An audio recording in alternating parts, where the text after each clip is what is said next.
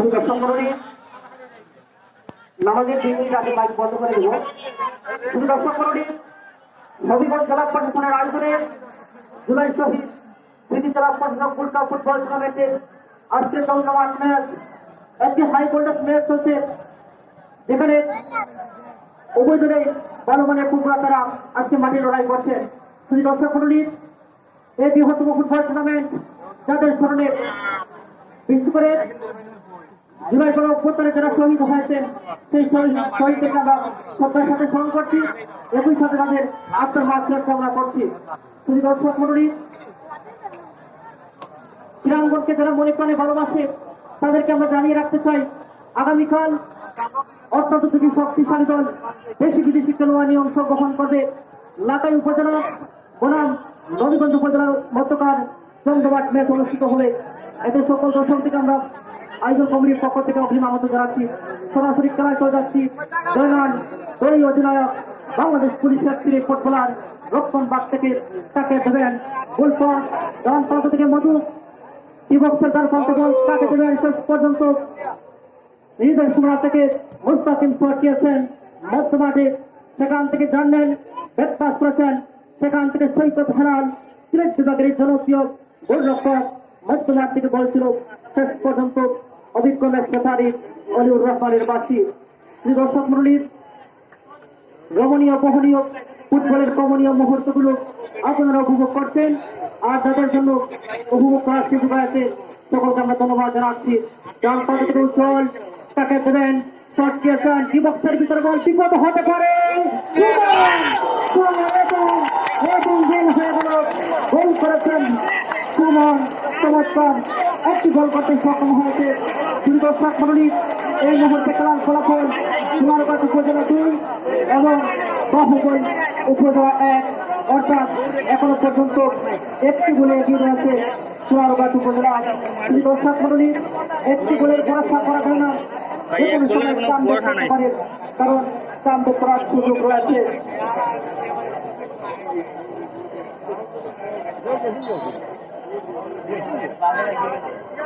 সাকিব বর্তমান থেকে তাকে দেবেন ব্যাক পাস করেছেন, সেখান থেকে শামীম ব্রাহ্মণবাড়িয়া জেলা দলের ফুটবলার, সেখান থেকে কিষান শট দিয়েছেন গোল পাস।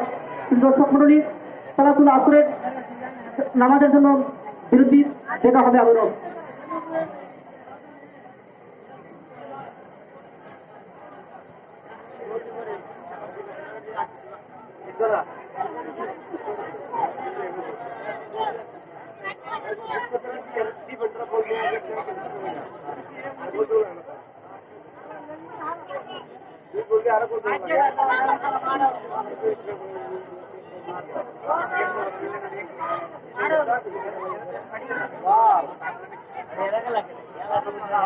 এইভাবে খেলতে তো খেলে যায় হাসি তো খেলতে বড় করে পাস খেলতে খেলা পুরো ওরে ফারাফারি করে লাভ হইতো।